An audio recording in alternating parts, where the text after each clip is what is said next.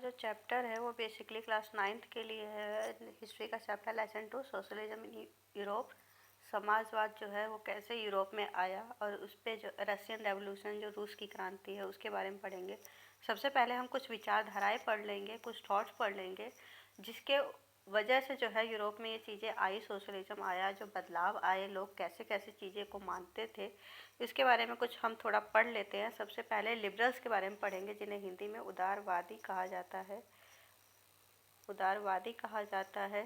ठीक है, इनके बारे में हम देखेंगे कि बेसिकली क्या थे। Liberals wanted a nation which tolerate all religion. Basically एक ऐसा नेशन, एक ऐसा राष्ट्र चाहते थे जो ऑल रिलीजन, सारे धर्मों का जो है रिस्पेक्ट करे। ठीक है, और इसके साथ साथ liberal also oppose the uncontrol power. Liberal जो है अपोज विरोध कर रहे थे किस चीज़ का, डायनेस्टिक रूलर्स का, जो मोनार्ची बेसिकली थी, जो राजशाही थी, उसकी अनकंट्रोल पावर का, जो निरंकुश शक्तियाँ थी उसके पास। ठीक है, जो निरंकुश शक्तियाँ राजा के पास होती थी, जिसपे कोई अंकुश नहीं लगा सकता था, कोई कंट्रोल नहीं कर सकता था, उसका जो है उस पावर के खिलाफ कौन थे, लिबरल्स थे बेसिकली। ठीक है, और ये जो है they wanted a safe guard the right of individual against government. Basically सुरक्षा चाहते थे, सेफ गार्ड बेसिकली सुरक्षा चाहते थे किसकी, राइट्स की, अधिकारों की, वो भी किसके, इंडिविजुअल, हर एक व्यक्ति के जो अधिकार होते हैं उनकी सुरक्षा चाहिए गवर्नमेंट के अगेंस्ट, सरकार के खिलाफ। क्लियर, सरकार भी उनके अधिकारों को छीन ना पाए। इसके साथ ये जो है क्या करते हैं, basically they argue for a representative elected parliamentary. ये जो है क्या, कैसे सरकार चाहते थे, इलेक्टेड पार्लियामेंट्री गवर्नमेंट चाहते थे, एक जो है चुनी गई जो है संसदीय सरकार, पार्लियामेंट्री जहाँ पे संसद होती है, सरकार चाहते थे हमारे द्वारा, जनता द्वारा चुने गए। और यहाँ पे जो है, और ये किसके कंट्रोल में काम करेगी, subject to law interpreted by a well trade judiciary. मतलब जो जुडिशनरी थी, जो प्रशिक्षित, वेल ट्रेंड मतलब एक प्रशिक्षित जो जुडिशरी न्यायपालिका होती है, उसके कंट्रोल में, उसके बनाए गए नियम कायदे कानूनों के अनुसार जो है ये काम करेगी। और ये डेमोक्रेट्स के बिल्कुल फेवर में नहीं थे। इसका पता हमें जो है आगे चलेगा, देखते हैं एक तरीके से, एक सेकेंड आगे देखते हैं हम कि ये जो है डेमोक्रेसी के, लोकतंत्र के जो है खिलाफ थे या फिर उसको जो है पसंद नहीं करते थे। इसका पता हमें कैसे चलता है, they do not believe universal adult franchise. Basically सार्वभौमिक जो व्यस्क मताधिकार है जिसमें हर किसी को इक्वल वोट देने का अधिकार होता है, उसके फेवर में जो है ये नहीं थे। ये जो है इस चीज़ को नहीं मानते थे कि हर किसी को, एवरी सिटीजन, हर किसी को जो है वोट देने का अधिकार होना चाहिए। इनका मानना था कि वोट देने का अधिकार सिर्फ किन्हें होना चाहिए, मैन ऑफ प्रॉपर्टी।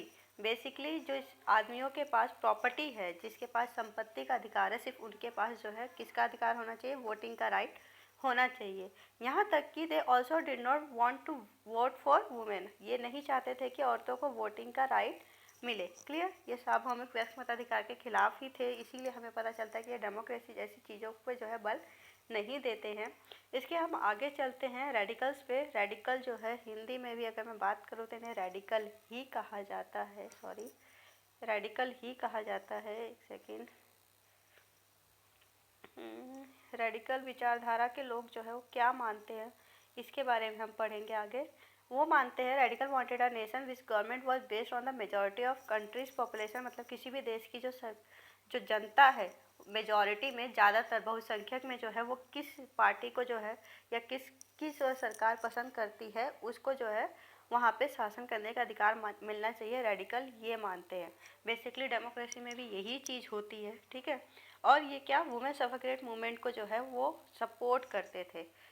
इससे पता चलता है कि महिलाओं को वोट मिलने का अधिकार, वोट देने का अधिकार जो है मिलना चाहिए। इस चीज़ को सपोर्ट कौन कर रहे हैं, रेडिकल्स कर रहे हैं। क्लियर, इसके साथ जो है ये oppose the privileges of great land owners and wealthy factory owners. Basically ये जो है अपोज करते थे, विरोध करते थे प्रिविलेजेस, विशेषाधिकार, उन लोगों के विशेष अधिकार जो स्पेशल दर्जा दिया गया है, जो बड़े बड़े लैंड ओनर्स थे या जो फैक्ट्री के मालिक थे उनके। क्यों, क्योंकि इनका एक तरीके से ये था कि इन लोगों को जो है बहुत सारे अधिकार, जैसे टैक्स पे ना करना या दूसरी चीज़ें जो थी दी गई थी, तो इसके खिलाफ थे रेडिकल्स। क्लियर, इसके साथ हम देखते हैं they were not against the existence of private property. Existence मतलब होना, किसी चीज़ को एग्जिस्ट करना, वो भी किस चीज़ की, प्राइवेट प्रॉपर्टी के खिलाफ नहीं थे ये, उसकी जो है उसके अस्तित्व के खिलाफ नहीं थे। ये नहीं मानते थे कि एक तरीके से प्राइवेट प्रॉपर्टी को ख़त्म नहीं करना चाहते थे, प्राइवेट प्रॉपर्टी के विरोधी नहीं थे इन शॉर्ट कहूँ तो। ठीक है, निजी संपत्ति के, जिसपे एक जगह पे जो है किसी एक व्यक्ति का जो है अधिकार हो, प्राइवेट, उसके विरोधी नहीं थे, ये किस चीज़ के विरोधी थे?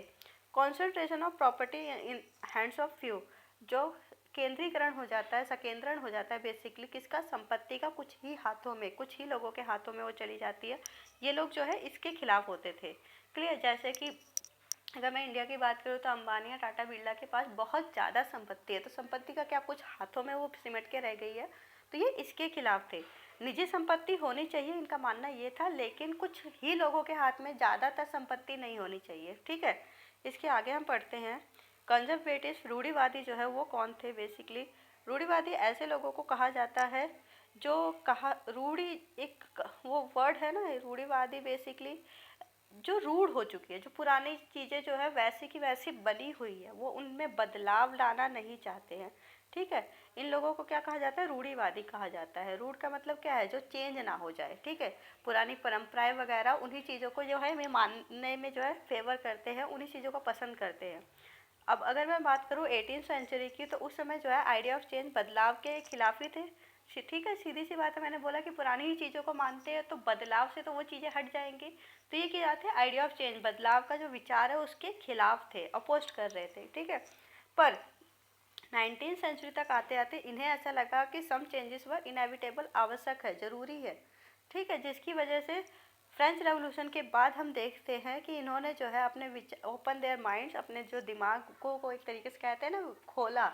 क्योंकि इससे पहले तो ये अपने दिमाग को खोल कर जो बदलाव आ रहे थे उसको एक्सेप्ट ही नहीं करना चाहते थे।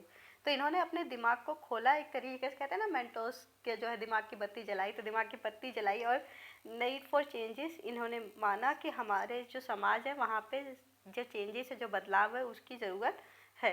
और इनका मानना था, बट बिलीव डैट, पर उन्होंने ये भी कहा, the past had to be respected, जो अतीत है, जो हमारा इतिहास है, हमें उसको सम्मान देना चाहिए। ठीक है, उसको एकदम से दुत्कार नहीं देना चाहिए, उसको जो है इंसल्ट नहीं करना चाहिए। इसके साथ change had to be brought about slow process, ये धीरे धीरे बदलाव के जो है फेवर में थे, एकदम से चीज़ें नहीं बदल जानी चाहिए। इनका मानना था कि जो बदलाव है वो धीरे धीरे आना चाहिए।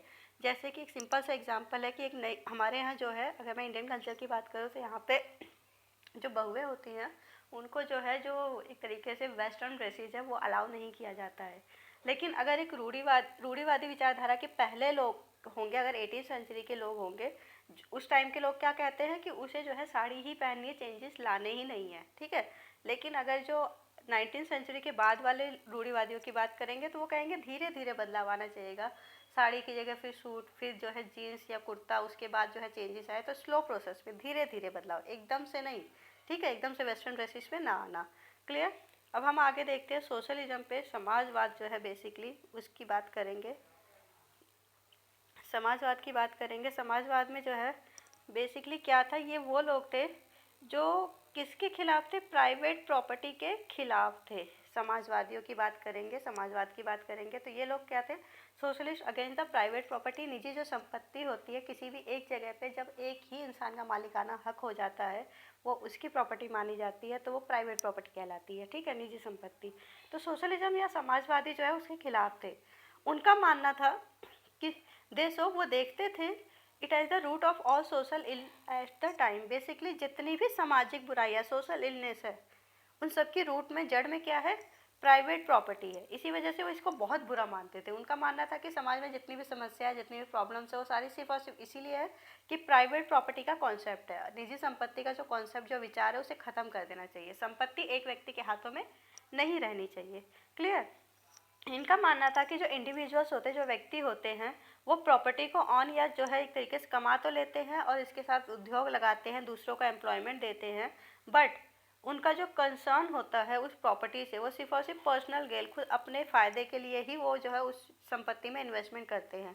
ठीक है, वो जो है not the welfare of those, वो लोग जो है उनके भलाई के बारे में नहीं सोचते हैं। दोज किसकी भलाई की यहाँ बात की जा रही है? Who made the product property productive, जिन्होंने उस संपत्ति को जो है प्रोडक्टिव बनाया, उत्पादनशील बनाया। एक सिंपल सा एग्जांपल देती हूँ कि अगर एक कंपनी है, ठीक है, एक व्यक्ति ने एक कंपनी लगाई किसी जगह पे, उस कंपनी में मशीनें लगाई, दूसरों को जो है रोजगार तो दिया, एम्प्लॉयमेंट तो दिया उसने, लेकिन उस कंपनी को लगाने का उसका जो मकसद होगा सिर्फ और सिर्फ क्या होगा? पर्सनल गेन, सिर्फ वो अपना फ़ायदा देखेगा।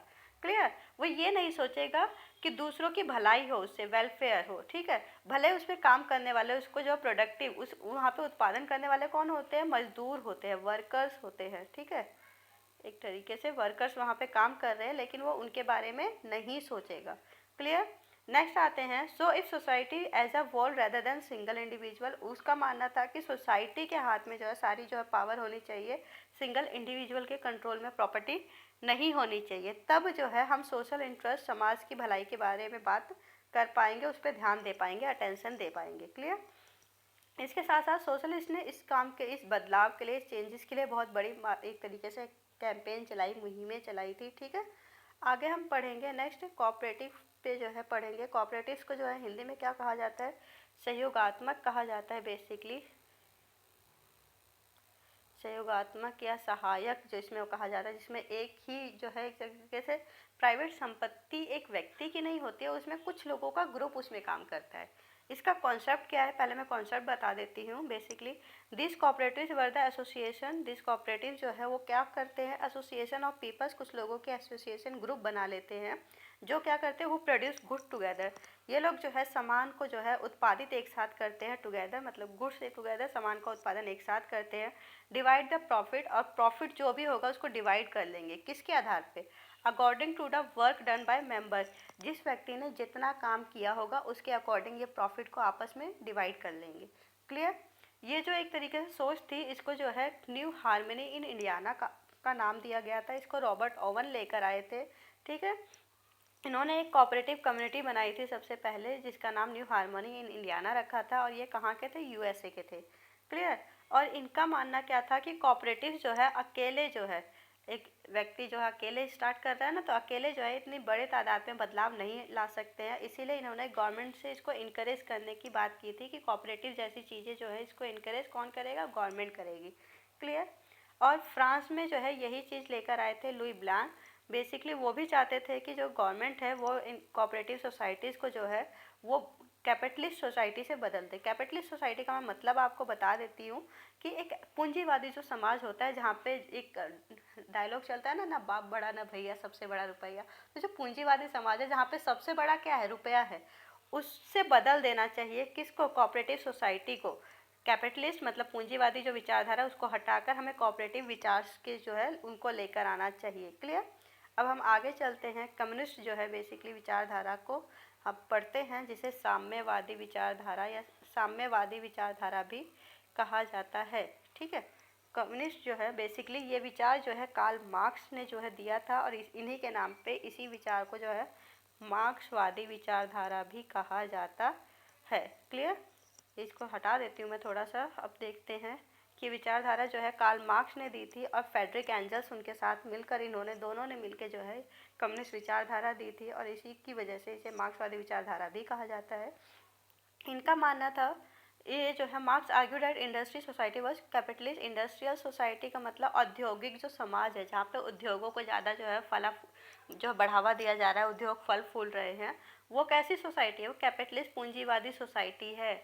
औद्योगिकरण और पूंजीवाद में कुछ अंतर नहीं है, दोनों जो है एक दूसरे का रूप है, ठीक है।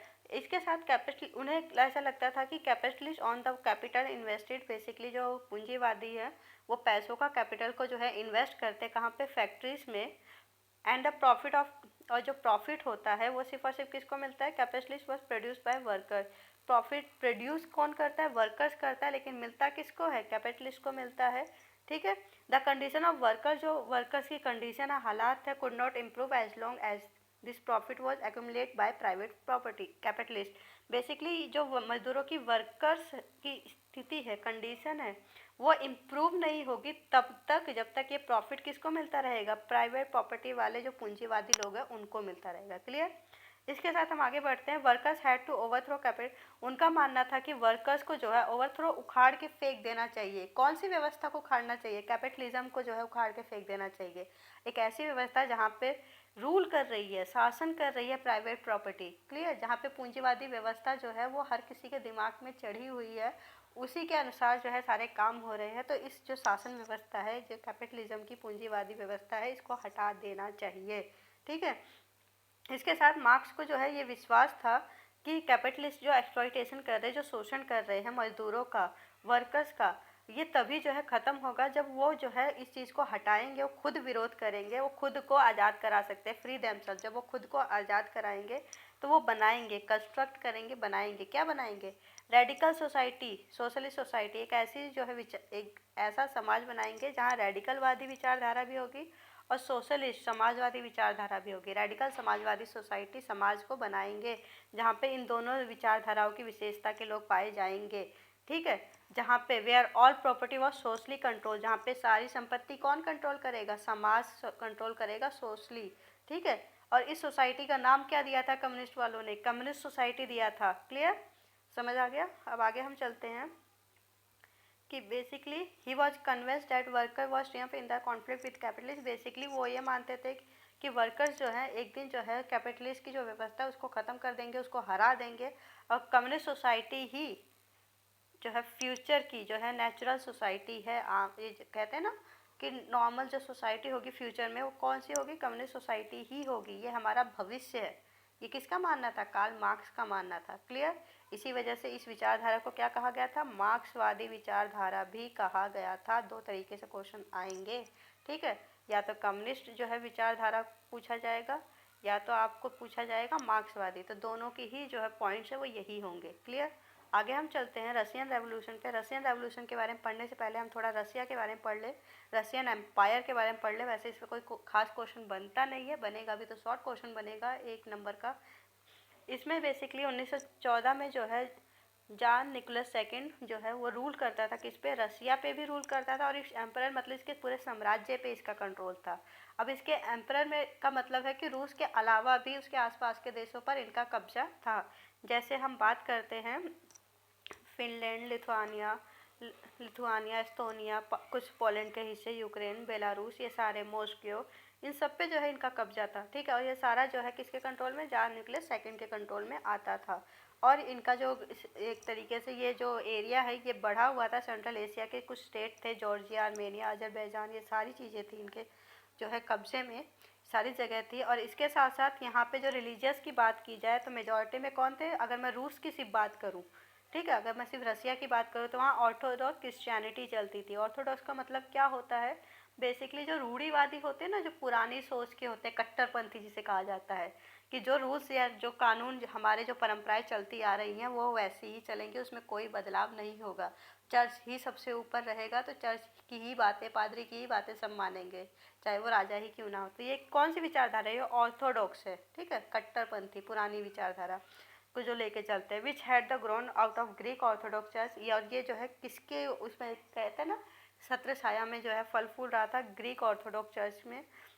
और इसके एम्परर में जो है, लेकिन जो इसके ये साम्राज्य है जिनके बारे में अभी हमने पढ़ा, यहाँ पे कैथोलिक, प्रोटेस्टेंट, मुस्लिम, बुद्धिस्ट, ये सब जो है थे, इन सब धर्म के लोगों को मानने वाले लोग थे।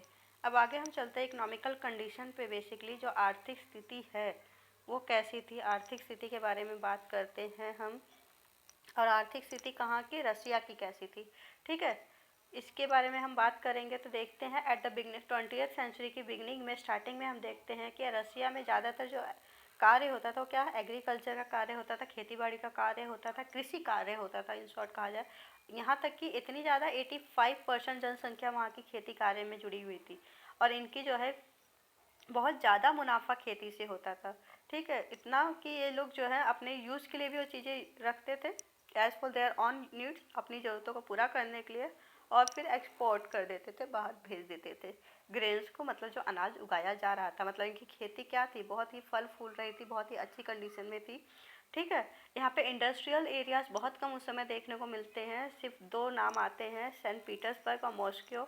ठीक है, बहुत ही कम थे। और ये जो है 1890 में जो है थोड़ा फले फूले, थोड़ा बढ़ा। क्यों? 1890s में 2 चीज़ें हुई थी, एक तो रेलवे नेटवर्क का विस्तार हुआ था, एक्सटेंडेड हुई, रेलवे नेटवर्क एक्सटेंड हुआ था, और दूसरी चीज़ थी फॉरेन इन्वेस्टमेंट।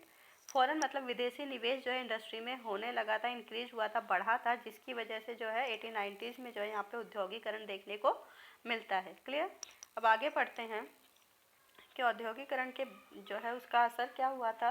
बेसिकली वहाँ पे मजदूरों पे इतना ज़्यादा अत्याचार किया जा रहा था कि गवर्नमेंट ने जो है क्या किया, सुपरवाइज फैक्ट्रीज को जो है निरीक्षण करने के लिए जो है इंस्पेक्टर्स तैनात कर दिए थे। ठीक है, और ये इंस्पेक्टर का काम क्या था कि मजदूरों को मिनिमम वेजेस मिले और उनके जो काम के घंटे हैं वो लिमिटेड कर दिए जाए, इसका ध्यान रखना। लेकिन इसके बाद भी जो है ये क्या थे, रूल्स जो हैं वो तोड़े जा रहे थे, उन्हें वेजेस उनके सही से नहीं दिए जा रहे थे, काम के घंटे जो 10 से 12 घंटे थे उनसे 15-15 घंटे काम कराया जा रहा था। तो ये क्या था, ये गलत चीज़ें थी। मतलब इंस्पेक्टर तैनात करने के बाद भी जो है रूल्स जो है वो एक फॉलो नहीं किए जा रहे थे, जिसकी वजह से मजदूरों जो है और ज़्यादा एक तरीके से कहते हैं ना कि इसीलिए जो है मजदूरों ने आगे चल के क्रांतियाँ की थी, आंदोलन किए थे, क्योंकि मजदूरों की हालत सही नहीं थी। वर्कर्स जो है बंकर्स में जो है सोते थे, जो डॉर्मेटरीज में बनाई गई थी बेसिकली। अगर आपने जो है कोरोना के टाइम पे देखा हो कि जो स्टेडियम वगैरह थे वहाँ पे थोड़ी थोड़ी दूरी पे बिस्तर्स लगा दिए गए थे क्वारंटीन के लिए, ठीक है। तो डॉर्मेटरीज भी बेसिकली ऐसे ही होती है, वहाँ पे एक बड़ा सा हॉल होता है, थोड़ी थोड़ी दूर पे बिस्तर लगा दिए जाते हैं, जहाँ मजदूर अकेले ही रहेगा, वो अपनी फैमिली को अपने साथ नहीं रख सकता था। कई फ्लोर्स थे, वहाँ पे सुविधाएं नहीं थी। इनफैक्ट अगर मैं बात करूँ तो शौच के लिए जो है एक ही वॉशरूम होता था, क्लियर, जिससे जो है 4-5 फ्लोर्स से नीचे उतर के जो है मजदूरों को आना पड़ता था रात को जो है करने के लिए। तो ये सारी चीज़ें क्या थी कि उन्हें बेसिक जो फैसिलिटी दी जानी चाहिए वो नहीं मिल रही थी, ठीक है। Women made up 31%। अगर मैं औरतों की बात करूँ तो वो कितने परसेंट फैक्ट्रीज में थी, 31% थी, लेकिन 1914 तक। लेकिन अगर मैं एक उनके साथ भेदभाव भी किया जा रहा था, उन्हें जो है जो मैन थे उनसे लेस पे किया जा रहा था, उनसे कम पे किया जा रहा था। कई बार हाफ पे करते थे, कई बार 3/4 पे किया जाता था। इसके साथ साथ जो है वर्कर्स को जो है अलग अलग हिस्सों में जो है उनके जो है बांटा गया था, और उनका जो किस स्तर पे जो है किस लेवल पे जो है कौन है, इससे किससे पता चलता था, उनकी ड्रेस से पता चलता था, क्लियर। नेक्स्ट आ जाते हैं हम सोशल कंडीशन पे, जो है रूस की जो है सामाजिक कंडीशन कैसी थी वहाँ की, इसके बारे में हम बात करते हैं, ठीक है। सामाजिक कंडीशन की बात करते हैं तो वहाँ पे जो है जो संपत्ति थी ज़्यादातर जो है किसके हाथों में थी, ये हम सबको पता है कि जो यूरोपियन कंट्रीज़ है वहाँ पे दो ही एक तरीके से कहा जाता है उनका बोलबाला था, उन्हीं के पास सारी संपत्ति होती थी। एक नोबैलिटी के पास होती थी जो अभिजात्य वर्ग है, दूसरा जो है क्राउन के पास होती थी जो राजा है। बेसिकली ये भी अभिजात्य वर्ग का ही एक हिस्सा हम मान सकते हैं, क्योंकि दोनों ही अमीर है और दोनों ज़्यादातर जो है संपत्ति या शासन पे इन्हीं का कंट्रोल रहता है। और दूसरा था चर्च, ऑर्थोडॉक्स चर्च, जो एक तरीके से रूढ़िवादी पुरानी जो कट्टरपंथी चर्च थे उनके कंट्रोल में था। और वर्कर्स और पीसेंट जो समाज है उसमें दो हिस्से थे, वर्कर्स और पीसेंट में भी डिवाइडेड थी, थोड़ी बहुत बहुत ज़मीन थी। और ये लोग बहुत रिलीजियस थे, बहुत धार्मिक किस्म के लोग हुआ करते थे वहाँ के। और इसके साथ देखते हैं कि जो नोबैलिटी थी, जो अभिजात वर्ग है, उसकी कुछ खास रिस्पेक्ट नहीं थी वर्कर्स और पीसेंट की नज़रों में, ठीक है। वो लोग उन्हें पसंद नहीं करते थे। नॉबल्स जो हैं बेसिकली जो नोबैलिटी थी, जो अभिजात वर्ग था, उनको जो भी पोजीशन और पावर दी जाती थी वो इस चीज़ पे नहीं दी जाती थी कि वो कितना फेमस है, वो इस चीज़ के बेसिस पे दी जाती थी कि उसने कितनी ज़्यादा सर्विसेज दी है जार को, किंग को, ठीक है। इसके साथ रसिया में जो था एक तरीके से इन रसिया पीसेंट वांटेड टू लैंड, रसिया में जो पीसेंट थे, जो गरीब किसान थे, वो चाहते थे कि जो नॉबल्स की, जो अभिजात वर्गों की, जो कुलीन वर्ग की संपत्ति है, लैंड है, प्रॉपर्टी है, वो उनको जो है दे दी जाए, उनमें जो है बांट दी जाए। इसकी वजह से कई बार ऐसा हुआ कि जो लैंड ऑनर्स की जो है प्रॉपर्टी पे जो खेती करते थे उन्होंने रेंट पे करने से मना कर दिया, और यहाँ तक कि उनको मार कर भी ये भाग जाते थे, क्लियर। और इसके साथ हम देखते हैं कि एक नई जो है हमें मीर या कम्यून देखने को मिलते हैं इस सोसाइटी में। ये इनका काम क्या होता था कि जो पीसेंट होते थे पीरियोडिकली समय समय पे जो है अपनी ज़मीन जो है मीर या कम्यून को दे दिया करते थे। उसके बाद मीर और कम्यून जो है इस प्रॉपर्टी को डिवाइड करता था according to the needs of individual families. हर एक व्यक्ति की जो परिवार की ज़रूरत है उसके अनुसार इस संपत्ति को डिवाइड कर देता था वो, क्लियर। आगे हम पढ़ते हैं पॉलिटिकल कंडीशन, एक तरीके से राजनीतिक जो हालात थे कहाँ पे, राजनीतिक हालात हम पढ़ेंगे रूस के, कि वहाँ पे पॉलिटिकल कंडीशन क्या थी। अभी हमने बात की कि वहाँ पे जार का शासन था, निरंकुश शासक था जार द्वितीय का, ठीक है, जार निकोलस द्वितीय का। तो हमें ये पता चल रहा है कि क्या वहाँ पे पार्टीज बनाने या जार का विरोध करने या उसके खिलाफ बोलने की आज़ादी होगी, बिल्कुल नहीं होगी, है ना। तो वहाँ पे जो है पॉलिटिकल पार्टीज बनाना इलीगल था 1914 तक, ठीक है। और फिर भी जो है the Russian social democratic workers party हम देखते हैं जो बनी थी 1898 में।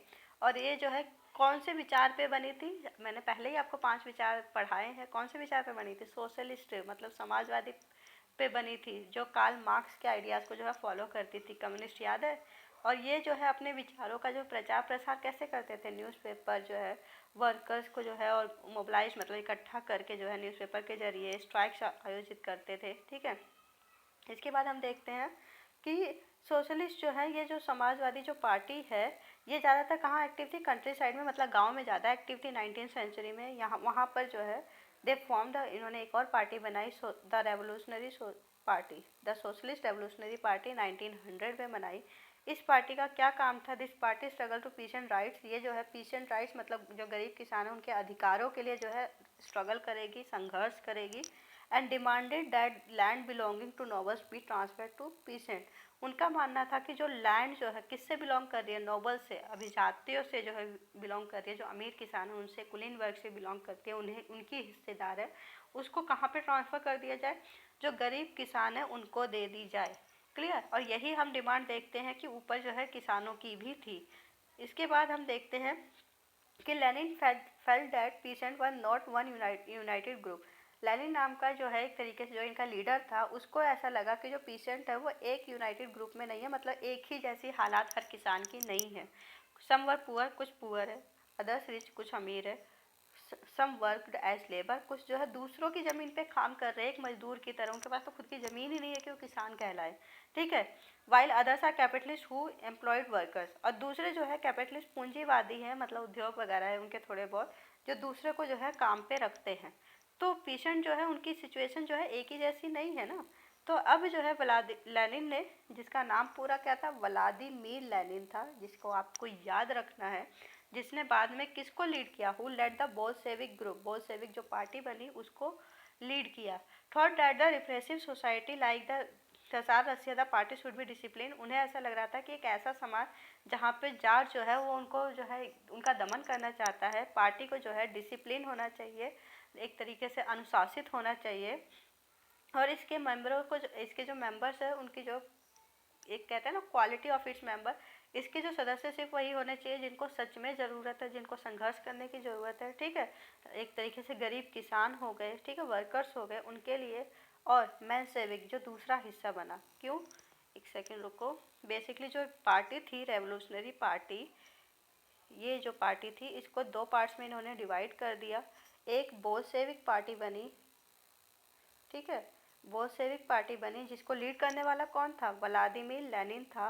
और इसने अपनी पार्टी को अनुशासित किया, प्रॉपर तरीके से चलाया, वहाँ पे सिर्फ गरीबों के लिए आवाज़ उठाता था। और दूसरी पार्टी थी मेन सेविक, क्या थी, मेन सेविक जो है ये पार्टी थी, और ये हर किसी के लिए खुली हुई थी, इसमें जो है किसी को जो है रोका टाकी नहीं थी। क्लियर। देखो यहाँ पे लिखा है Menshevik that the party should be open to all, ये हर किसी के लिए खुली हुई थी एज इन जर्मनी। क्लियर। अब आगे हम पढ़ते हैं एक अलग टॉपिक है, एक अलग क्वेश्चन समझ लीजिए। Why are the revolutionary disturbance in Russia 1905, basically 1905 में जो है क्या उथल पुथल हो रही थी, डिस्टर्बेंस हो रहे थे, आंदोलन हो रहे थे 1905 में। और ये जो आंदोलन हुए, रेवोल्यूशंस हुए, इनकी डिमांड्स क्या थी, क्या उनकी मांगे थी। क्लियर। ये एक तरीके से इसी तरीके से हम पढ़ेंगे। सबसे पहले देखते हैं क्या उथल पुथल हो रही थी, क्या बदलाव आ रहे थे, क्या चेंजेस आ रहे थे।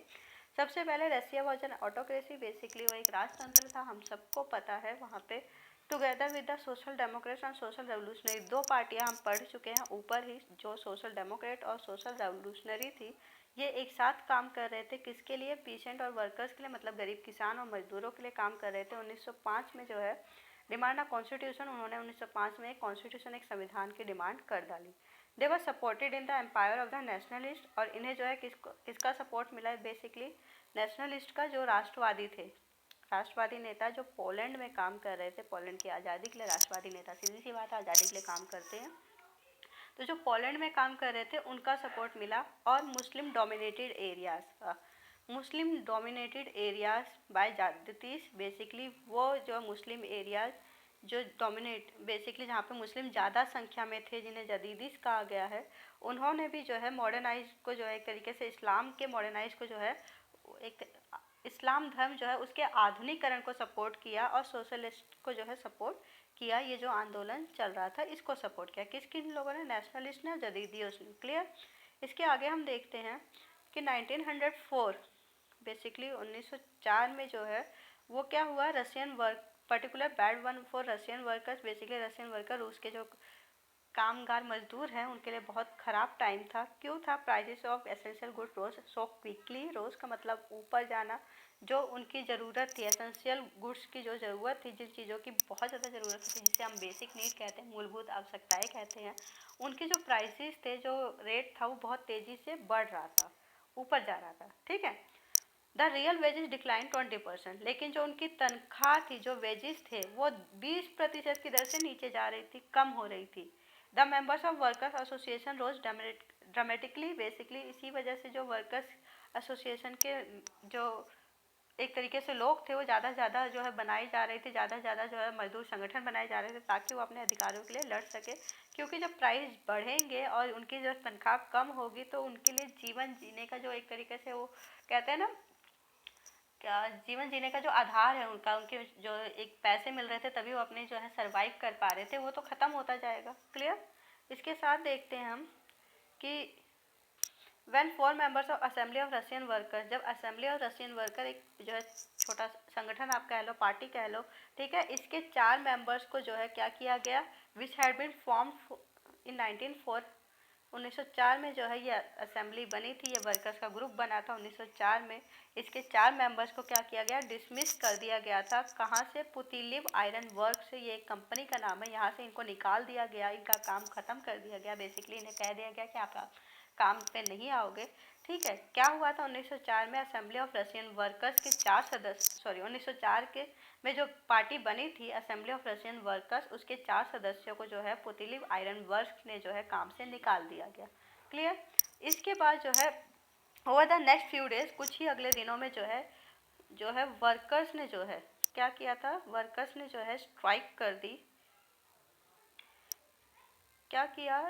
बेसिकली वर्कर्स ने जो है वो बहुत सारे लोग जो है इकट्ठा होकर, मजदूरों ने इकट्ठा होकर जो है सेंट पीटर्सबर्ग में जो है स्ट्राइक कर दी थी।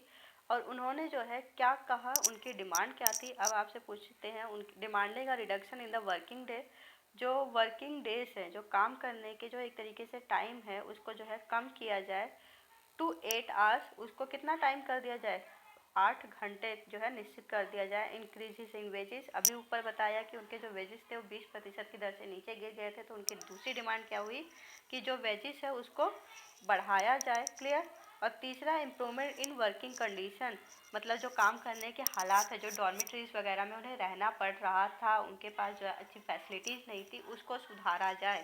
3 डिमांड उन्होंने रखी है। क्लियर। इसके आगे हम देखते हैं, और ये सबसे इम्पॉर्टेंट प्लीज़ पॉइंट है कि अच्छे से याद रखना आप लोग। क्यों? क्योंकि इसके बाद क्या हुआ, उनकी डिमांड तो हमें पता चल गई। इसके बाद जो है फादर गोपेन के नेतृत्व में जो है उनको लीड करने वाले क्या थे? फादर गोपेन थे। वो जो है कहाँ पहुँचे? एक जो है परेड निकाली गई एक तरीके से, वो पहुँचे winter palace. Winter palace basically राजा का जो घर है, वहाँ पे पहुँच गए। It was attack by the police, और उन पे जो है पुलिस ने जो है अटैक किया। जो शांतिपूर्ण जुलूस निकाला गया था, अटैक किया, और जो है हंड्रेड्स ऑफ वर्कर्स वर्ग के लगभग 100 लोगों को जो है, 100 मजदूरों को जो है उस पुलिस अटैक में जो है मारे गए थे। कॉसैक वहाँ की मिलिट्री को कहा गया है, उन्होंने अटैक किया, 100 लोग मारे गए, 300 से ज़्यादा घायल हुए। और ये जो इंसिडेंट हुआ इस जो है आंदोलन में, इसी को ब्लडी संडे के नाम से जाना गया। आपको शॉर्ट क्वेश्चन पूछा जाता है कि खूनी रविवार या ब्लडी संडे किसे कहा जाता है। ठीक है। ब्लडी संडे कहा गया, started a series of events. Basically इसकी वजह से एक सीरीज जो है स्टार्ट हो गई थी। इवेंट्स का मतलब यहाँ जो है कुछ जो आंदोलन के इवेंट्स है उससे है कि आंदोलनों की एक श्रृंखला, एक सीरीज स्टार्ट हो गई थी। 1905 के रेवोल्यूशन की strikes took place over all over the countries. Basically ये सीरीज जो शुरू हुई, इसके अंतर्गत क्या चीज़ें हुई, एक सेकेंड, इसके अंतर्गत क्या चीज़ें इन्होंने की, स्ट्राइक्स की थी पूरे कंट्री में। यूनिवर्सिटीज़ जो है क्लोज डाउन हो गए थे, यूनिवर्सिटी सारी क्या हुई, बंद हो गई थी। इसके साथ स्टूडेंट्स ने जो है वो अपने कॉलेजेस को छोड़ दिया। उन्होंने कैंपेन चलाया, सिविल लाइब्रेरीज जो है बंद हो गई थी, लॉयर्स, डॉक्टर, इंजीनियर, सारे लोगों ने अपना जो काम है वो छोड़ दिया। और यूनियंस ऑफ यूनियन ने जो है, इन्होंने मिलकर एक जो है एक तरीके से संगठन बनाया, यूनियंस ऑफ यूनियन। और इन्होंने डिमांडेड अ कॉन्स्टिट्यूशन असेंबली। इन्होंने कहा कि हमें एक संविधान बनाने वाली सभा चाहिए, कॉन्स्टिट्यूशन असेंबली चाहिए अपने देश के लिए, जो राजा की इन निरंकुश शक्तियाँ, जिसकी वजह से खूनी रविवार जैसी घटना हुई है, इसको कंट्रोल करेगी। क्लियर। इसके आगे हम पढ़ते हैं कि और क्या चीज़ें हो रही थी वहाँ पे। 1905 के रेवोल्यूशन के बाद जो है बेसिकली जो डिमांड की गई है कॉन्स्टिट्यूशन असेंबली की, इसको जान ने क्या किया, अलाउ कर दिया। और उसने इलेक्टेड कॉन्स्टिट्यूशन पार्लियामेंट जो है, मतलब कि जिसको इलेक्टेड का मतलब क्या है, जनता चुनेगी, जनता द्वारा चुनेगी एक संसदीय व्यवस्था जो है कि संसद बनाने की बात कह दी गई, जिसका नाम वहाँ पे क्या रखा गया, ड्यूमा रखा गया। क्या रखा गया, ड्यूमा। ये अच्छे से याद रखना कि एक इलेक्टेड कंसल्टेटिव पार्लियामेंट की जो है बात की थी राजा ने, जिसको जो है एक तरीके से कहते हैं ना निर्वाचित जो है संसदीय व्यवस्था, जिसे जो है 1905 की क्रांति की वजह से जान ने अलाउ किया था। उसने ड्यूमा को बनाने की परमिशन दे दी, पर उसने चालाकी दिखाई। पहली ड्यूमा को 75 डेज में जो है उसने ख़त्म कर दिया, उसकी पावर ख़त्म कर दिया, एक तरीके से भंग कर दिया उसे कहा जाता है। और दूसरी जो री इलेक्टेड ड्यूमा थी, दूसरी ड्यूमा फिर सेकंड ड्यूमा चुनी गई और उसको 3 महीने के अंदर भंग कर दिया। ठीक है। और इस क्योंकि वो नहीं चाहता था कि उसकी जो पावर है वो ख़त्म हो जाए, रिडक्शन इन हिज पावर, उसकी पावर में कोई कमी आए, कोई भी उससे क्वेश्चन पूछने की अथॉरिटी रखे। सीधी सी बात है ना, जब ड्यूमा या कॉन्स्टिट्यूशन असेंबली कानून बनाएगी तो उससे जो है सवाल पूछने का जो है अधिकार मिल जाएगा जनता को। तो वो नहीं चाहता था कोई भी उसके फैसलों को जो है क्वेश्चनिंग करे, सवाल पूछे और उसकी शक्तियों को जो है कम किया जाए, रिडक्शन हो। ही चेंज द वोटिंग लॉज, उसने जो है फिर जो है जो वोटिंग का जो चुनाव कराने के जो नियम थे उसमें जो है बदलाव किया।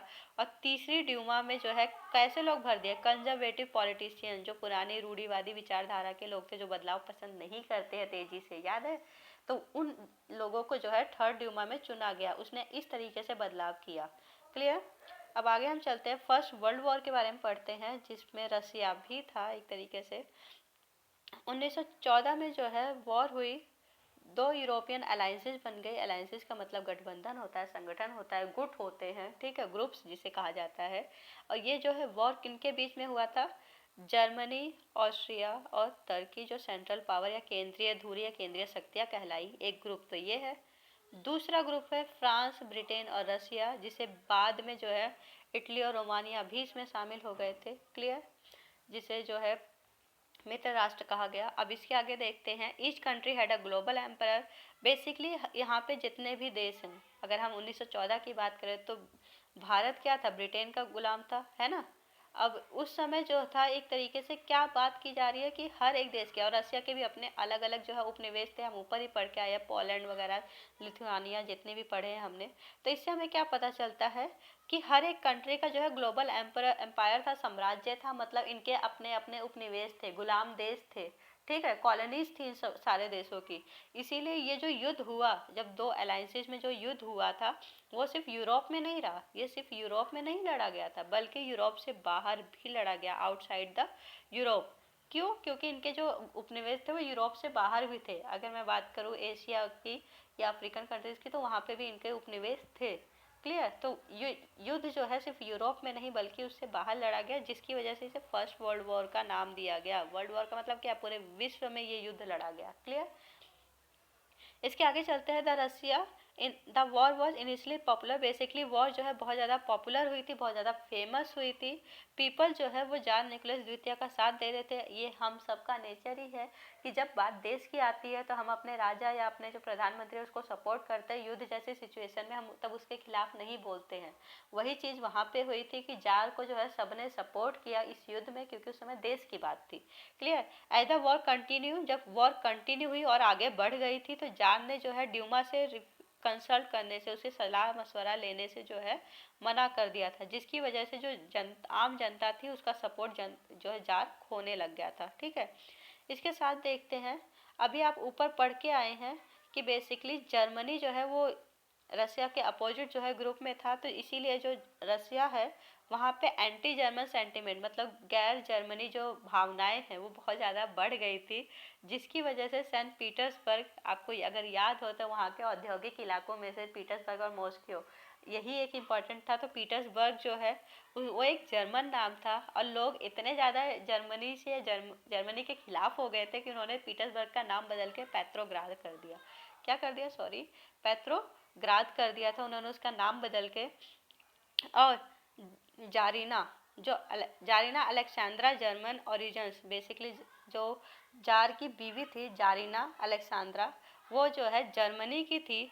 और वहाँ का जो पुअर एडवाइजर्स थे, जो एक खराब एडवाइस देने वाले या खराब सलाहकार जो थे, जो रासपुतीन जो है उसके साथ जो आया था, वो इतना खराब सजेशन जारीना को देता था कि बेसिकली क्या हुआ, ऑटोक्रेसी जो राजशाही है वो और ज़्यादा अनपॉपुलर हो गई। बेसिकली जो जनता है वो और ज़्यादा उसके खिलाफ हो गई। क्लियर।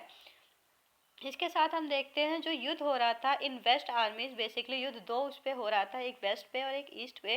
तो जो वेस्ट आर्मीज थी वो जो है वहाँ की जो खाड़ियाँ थी वहाँ उसी से युद्ध लड़ रहे थे और इस खाड़ियों से ही बाहर आने की कोशिश कर रहे थे। और जो ईस्ट आर्मी थी वो जो है युद्ध लड़ रही थी और वो एक तरीके से हारने लग गए थे। क्लियर। वहाँ पे जो है जर्मनी और ऑस्ट्रिया जो है उन्हें बुरी तरीके से हराने लग गई थी 1914 और 16 में। बेसिकली कहा जा रहा है कि यहाँ पे जो है 7 मिलियन जो है कंसल्टीज, देर वर ओवर 7 मिलियन कंसल्टीज बाय 1970। उन्हें जो है 7 मिलियन का एक तरीके से सैनिक मारे जा रहे थे, उनको जो है एक तरीके से हताश हो गए थे। और रसिया जब हारने लग गई थी तो जो सेना हारी रसिया की, वो जब वापस लौटने लगी, पीछे हटने लगी, तो क्या किया उन्होंने, डिस्ट्रॉयड क्रॉप्स को जो है डिस्ट्रॉय करने लगे। किसानों की जो खेती बाड़ी थी उसको ख़त्म करने लगे। Buildings to prevent the enemy, basically जो बिल्डिंग्स वगैरह थी उसको भी जो है ख़त्म करने लगे ताकि उनके दुश्मन जो है उसका फ़ायदा ना उठा सके, उसमें छिप ना सके या फिर क्रॉप्स वगैरह को यूज़ ना कर सके। और इसकी वजह से, ये डिस्ट्रक्शन ऑफ क्रॉप्स और बिल्डिंग्स की वजह से जो है 3 मिलियन रिफ्यूजीज मतलब शरणार्थी जो है रसिया में जो है उपस्थित हो गए थे। क्योंकि ये चीज़ें तो जो आम जनता थी उनकी थी ना, तो उनको जो है अब जब इनकी चीज़ों को सेना ने डिस्ट्रॉय कर दिया तो इन्हें जो है सपोर्ट करने के लिए रसिया को आगे आना चाहिए था, लेकिन उन्हें ऐसा नहीं किया और जो जनता थी वो बेघर हो गई द सिचुएशन। और इसकी वजह से जो जार था गवर्नमेंट, और जो जार था उसके खिलाफ जनता और ज़्यादा हो गई। सोल्जर्स जो थे वो लड़ना नहीं चाहते थे ये युद्ध। और इसके बाद 1916 में जो रेलवे लाइन जो है तोड़ी गई थी, इसके साथ साथ जो एबल बॉडी थे, मतलब जो अच्छी खासी जिसके पास फिजिकल पावर थी, उन जो लड़के थे या फिर जो पुरुष सदस्य थे, उन्हें जो है वॉर में मतलब युद्धों में भेज दिया गया था। इसके वजह से जो है जो औद्योगिकरण में जो लेबर चाहिए था उसमें जो है कमी आ गई थी। वर्कशॉप जो है कम हो गए थे, चीज़ें जो है प्रोड्यूस नहीं हो पा रही थी। सीधी सी बात है, सब कहाँ चले गए, युद्ध में चले गए हैं। और इसके साथ साथ ज़्यादातर जो ग्रेन है, जो अनाज है, वो कहाँ भेजा जा रहा था, आर्मी को भेजा जा रहा था उनके यूज़ के लिए। और जो शहर था वहाँ पे ब्रेड की और आटे की जो है कमी हो गई थी, और जिसकी वजह से 1916 तक जो है वहाँ पे जो है क्या हुए थे, ब्रेड शॉप्स के बाहर जो है वो संघर्ष होने लगे थे, युद्ध होने, एक तरीके से क्या कहते हैं, विद्रोह होने लगे, विरोध आंदोलन जैसी चीज़ें होने लगी थी। अब आगे जो है हम नेक्स्ट क्लास में पढ़ेंगे। आज के लिए इतना ही। अगर पसंद आया हो तो अपने दोस्तों के साथ ज़रूर शेयर करें। Thank you.